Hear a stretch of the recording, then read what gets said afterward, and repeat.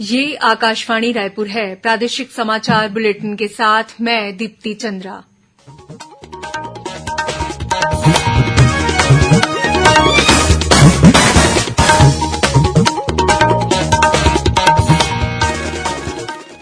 और अब पेश है आज के मुख्य समाचार। नई दिल्ली में कल से शुरू होगा G20 शिखर सम्मेलन। प्रधानमंत्री इस दौरान विश्व के नेताओं के साथ 15 से अधिक द्विपक्षीय बैठक करेंगे। राजनांदगांव जिले के ग्राम ठेकवा में भरोसे का सम्मेलन कार्यक्रम में राज्यसभा के नेता प्रतिपक्ष मल्लिकार्जुन खड़गे और मुख्यमंत्री भूपेश बघेल शामिल हुए। राज्य ग्रामीण आजीविका मिशन के तहत दूरस्थ क्षेत्रों में बैंकिंग सेवाएं प्रदान करने वाली 15 बीसी सखियों को आज रायपुर में किया गया सम्मानित। और राष्ट्रीय विधिक सेवा प्राधिकरण द्वारा कल राष्ट्रीय लोक अदालत का आयोजन किया जाएगा।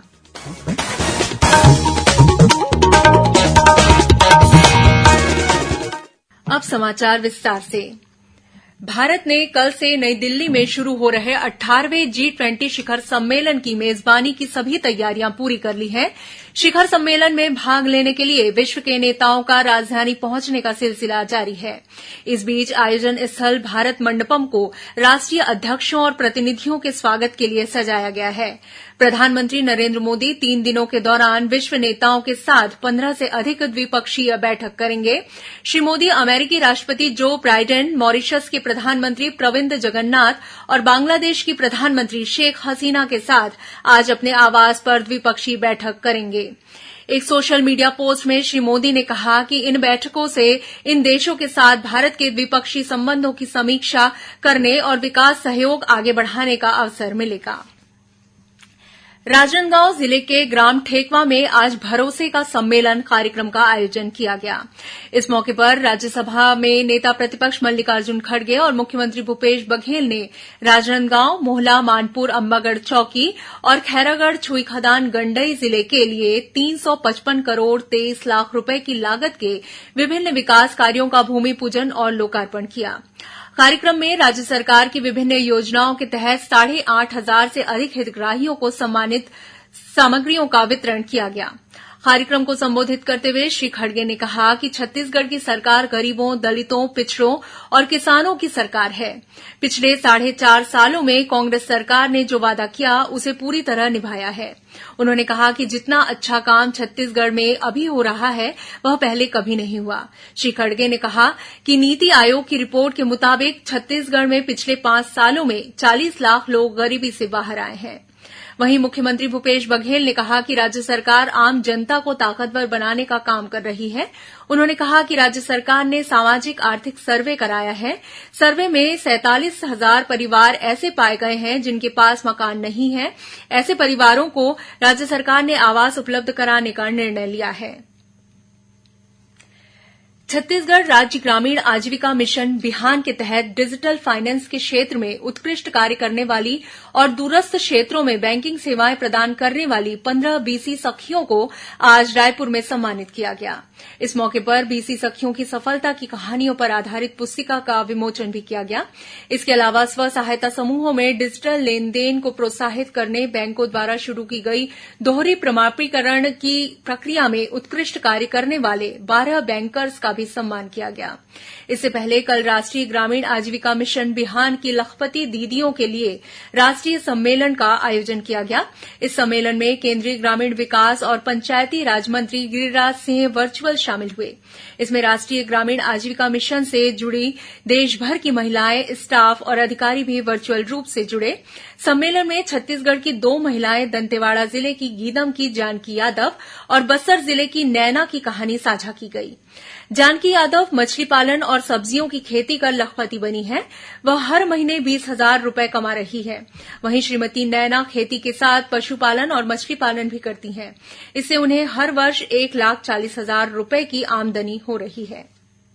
आज अंतर्राष्ट्रीय साक्षरता दिवस है। इस वर्ष का अंतर्राष्ट्रीय साक्षरता दिवस दुनिया भर में संक्रमण में दुनिया के लिए साक्षरता को बढ़ावा देना, टिकाऊ और शांतिपूर्ण समाजों की नींव का निर्माण विषय के तहत मनाया जा रहा है।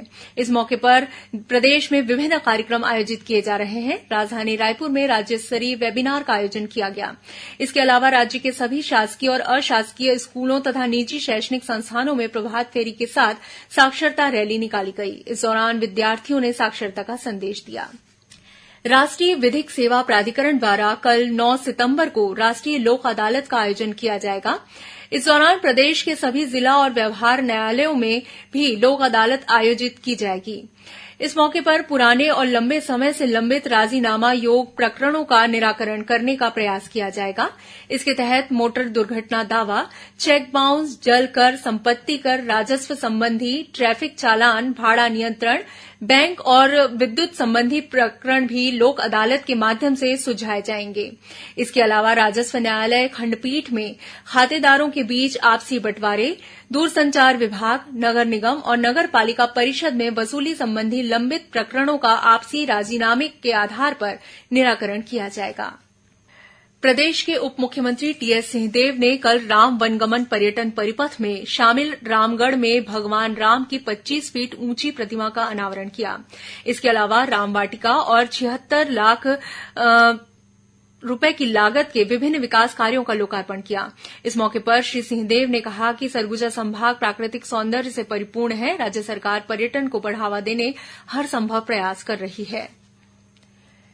प्रदेश में इस साल समर्थन मूल्य पर धान खरीदी और कस्टम मिलिंग की नीति की समीक्षा कर सुझाव देने के लिए गठित मंत्रिमंडलीय उप समिति की कल रायपुर में बैठक होगी। खाद्य मंत्री अमरजीत भगत की अध्यक्षता में होने वाली इस बैठक में सहकारिता और पंचायत मंत्री रविन्द्र चौबे, कृषि मंत्री ताम्रध्वज साहू, वन मंत्री मोहम्मद अकबर और उच्च शिक्षा मंत्री उमेश पटेल शामिल होंगे। गौरतलब है कि राज्य सरकार ने इस साल प्रदेश के पंजीकृत किसानों से 125 लाख मीट्रिक टन धान खरीदने का लक्ष्य रखा है। जांजगीर चांपा जिला मुख्यालय में आज नेता प्रतिपक्ष नारायण चंदेल के नेतृत्व में भाजपा कार्यकर्ताओं ने सड़क पर मवेशियों के विचरण करने के विरोध में एसडीएम दफ्तर के सामने धरना प्रदर्शन किया। कार्यकर्ताओं ने मवेशियों को एसडीएम कार्यालय के अंदर ले जाने का प्रयास किया। इस दौरान पुलिस और कार्यकर्ताओं के बीच झूमाझटकी भी हुई। आकाशवाणी केन्द्र रायपुर की ओर से G20 के अंतर्गत आज शाम भिलाई के महात्मा गांधी कला मंदिर सभागार सिविक सेंटर में सुगम संगीत संध्या का आयोजन किया जा रहा है। इस कार्यक्रम में प्रभंजय चतुर्वेदी, पंडित अश्विनी वर्मा, प्राची कोंकण ठाणकर और साधना रहटगांवकर अपनी प्रस्तुति देंगी। वहीं आगामी 10 सितंबर को जगदलपुर में लोक संगीत संध्या का आयोजन किया जाएगा। दंतेवाड़ा जिले की इंद्रावती नदी में नाव पलट जाने से नदी में फंसे 4 लोगों को एसडीआरएफ की टीम ने सुरक्षित बाहर निकाल लिया है। मिली जानकारी के अनुसार बारसूर थाना क्षेत्र के कोडनार घाट के पास आज दोपहर एक नाव पलट गई। नाव में 7 लोग सवार थे, जिसमें से 3 व्यक्ति तैरकर सुरक्षित बाहर निकल गए। वहीं नदी के बीच में झाड़ियों के सहारे में फंसे 4 लोगों को एसडीआरएफ और नगर सैनिकों की टीम ने सुरक्षित बाहर निकाल लिया। गरियाबंद जिले के चिपरी गांव में आज एक तेंदुए ने पिता पुत्र पर हमला कर उन्हें घायल कर दिया, जिन्हें अस्पताल में भर्ती कराया गया है। मिली जानकारी के मुताबिक जंगल से एक तेंदुआ अचानक घर में घुस आया और पिता पुत्र पर हमला कर दिया। इस दौरान पिता पुत्र को बचाने के लिए आसपास के लोगों ने तेंदुए पर लाठी डंडे से हमला कर दिया। इस घटना में तेंदुए की मौत हो गई। सूचना मिलते ही वन विभाग की टीम ने मौके पर पहुंचकर जांच शुरू कर दी है। श्रोताओं, प्रादेशिक समाचार एकांश के समसामयिक विषयों पर आधारित कार्यक्रम बातों बातों में इस बार मोबाइल और उसकी सुरक्षा पर पुलिस की साइबर सेल के प्रभारी अधिकारी कवि गुप्ता से ली गई भेंटवार्ता प्रसारित की जाएगी। इसका प्रसारण आकाशवाणी केन्द्र रायपुर से कल 9 सितंबर को सुबह 10:30 बजे से किया जाएगा। इसे छत्तीसगढ़ स्थित आकाशवाणी के सभी केन्द्र रिले करेंगे। और अब पेश है मौसम का हाल। मौसम विभाग ने प्रदेश में कल 1-2 स्थानों पर गरज चमक के साथ आकाशीय बिजली गिरने की चेतावनी दी है। मौसम विभाग के मुताबिक एक द्रोणिका उत्तर पूर्व बंगाल की खाड़ी में बनी हुई है। इसके अलावा दक्षिण पूर्व मध्य प्रदेश के ऊपर एक चक्रीय चक्रवाती घेरा विस्तारित है। इसके असर से प्रदेश में कल अनेक जगहों पर हल्की से मध्यम बारिश होने अथवा गरज चमक के साथ छींटे पड़ने की संभावना है। अब कुछ खबरें संक्षेप में। राज्य सरकार ने राज्य पुलिस सेवा के 19 डीएसपी को एएसपी के पद पर पदोन्नत किया। मुख्यमंत्री भूपेश बघेल ने आज अपने निवास कार्यालय में साहित्यकार, भाषाविद और छत्तीसगढ़ राज्यगीत के रचयिता नरेन्द्र देव वर्मा की पुण्यतिथि पर उनके छायाचित्र पर पुष्प अर्पित कर उन्हें नमन किया।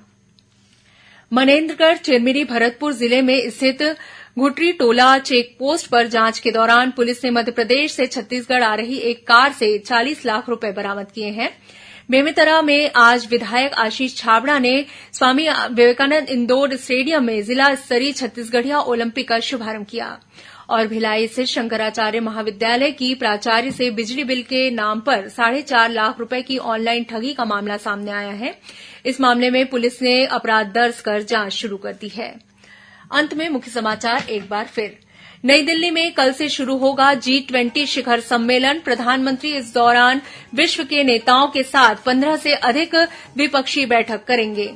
राजनांदगांव जिले के ग्राम ठेकवा में भरोसे का सम्मेलन कार्यक्रम में राज्यसभा के नेता प्रतिपक्ष मल्लिकार्जुन खड़गे और मुख्यमंत्री भूपेश बघेल शामिल हुए। राज्य ग्रामीण आजीविका मिशन के तहत दूरस्थ क्षेत्रों में बैंकिंग सेवाएं प्रदान करने वाली 15 बीसी सखियों को आज रायपुर में किया गया सम्मानित।